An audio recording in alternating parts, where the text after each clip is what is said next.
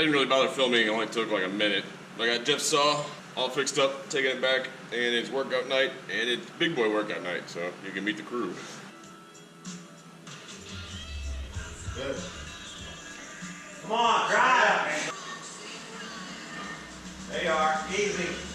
Come on, one more. Come on, Ford.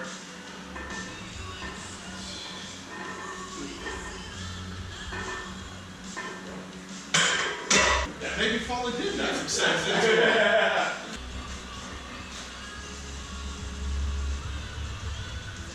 All right. Good.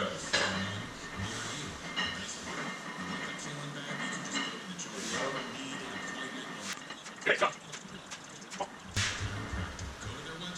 Come on, one more.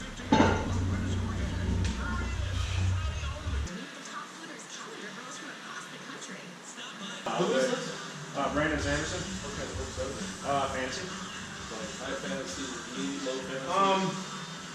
High fantasy, but it's a different take on high fantasy, and it's not your traditional elves, dwarves, goblins.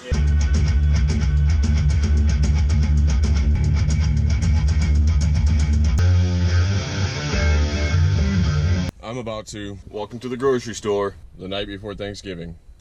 Wish me luck.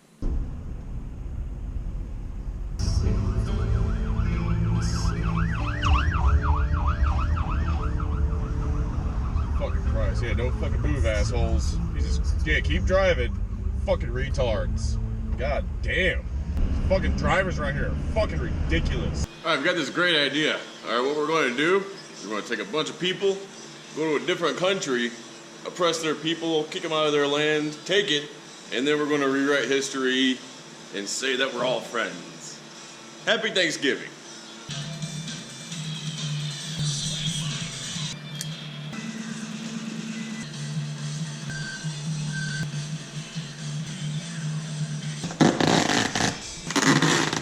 Wall's getting a little crowded, so I come up with a more permanent solution.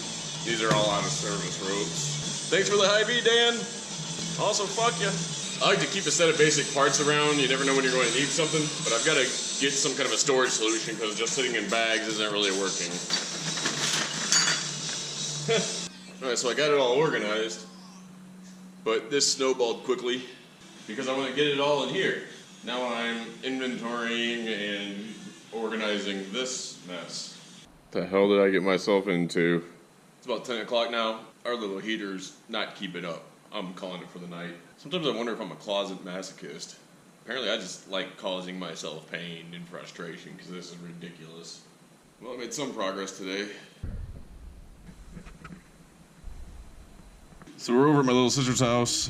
And during the move, she ripped her power button out of her TV. So we're gonna try and fix it using the mechanical pencil method. She got 2 bent pins.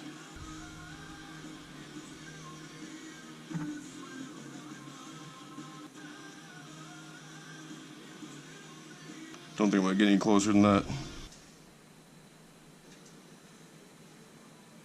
That's not gonna work.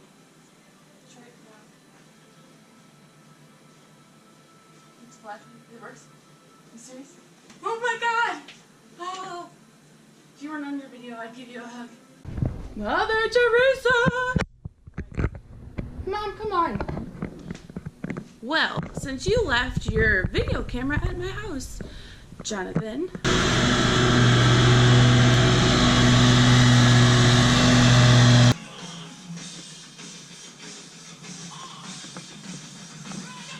On to the next project. Not only do I have the joy of working on my little sister's vacuum that she tried to fix herself, but a little Finch decided to get itself trapped in the garage.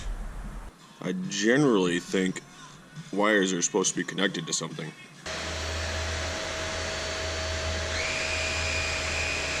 So to the numerous people that have asked whatever happened to the T540, the story behind this is I was on a side job, just a couple lower limbs on an oak, and from the time I had bit it, there had been a pretty severe storm, and there was a decent-sized hanger pretty high up in the canopy. I didn't even have my stick saw with me or anything. I should have just gone home and gotten it and came back, and it'd been easy, but I just said, I'll just climb up there and get it. Well, it was pretty high up, and it was kind of far out, so I struggled accessing it. and I was never in good cutting position. I was kind of straining and reaching, and it was hung up in some other limbs. So when I did make my cut, it rolled and rolled onto the bar, and so then I was screwed. Some fighting and pulling, and I believe what happened is in that I was pulling hard on it. I bent the crap out of that bar, but I think I caused an air leak by tugging on the handle and the controls, and it just put too much stress on the AV mounts, and something came loose. Because as soon as I got a new bar and chain and got it back up and going, it would warm up and then it would die.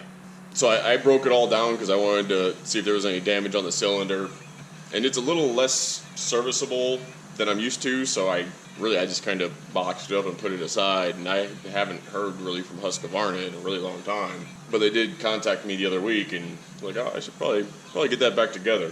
I'm not going to do much filming because I don't remember how this came apart, and I sure as hell don't know how to put it back together, so it's going to take me a while to figure this puzzle out. One thing I did want to show, though, I get a lot of questions on what oil I use and why I switched from the steel. This saw was brand new in a box. It had never been fueled or anything, and it only saw steel 50-to-1 silver ultra, the synthetic. The saw probably only has about 10 tanks through it. And you can pretty clearly see the carbon buildup already starting. That right there is the reason I switched from the steel synthetic to the AMSOIL. And before I go, I recently started using one of my GoPros as a dash cam, but the main reason I did that is for evidence, because drivers are getting just ridiculous. There is, no fucks given at all. And I'm not really going to talk about it because I don't feel it's my place, but the arborist community just suffered a tragedy, and it's heartbreaking. But realize that every time you drive, just like every time you climb, it's a gamble. It's a calculated risk. You have to acknowledge that you're in control of a heavy vehicle that can kill people. So put the phone down, pay attention to what you're doing. I know I'm preaching to the choir if you're watching this video, but just be aware. Have a good one, humans.